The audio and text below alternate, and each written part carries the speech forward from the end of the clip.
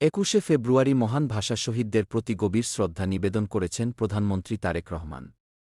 আন্তর্জাতিক মাতৃভাষা দিবস উপলক্ষে তিনি ভাষা আন্দোলনের শহীদদের আত্মত্যাগের কথা স্মরণ করে জাতির প্রতি তাদের অবদানের প্রতি কৃতজ্ঞতা প্রকাশ করেন এবং বাংলা ভাষার মর্যাদা রক্ষায় সবাইকে ঐক্যবদ্ধ থাকার আহ্বান জানান।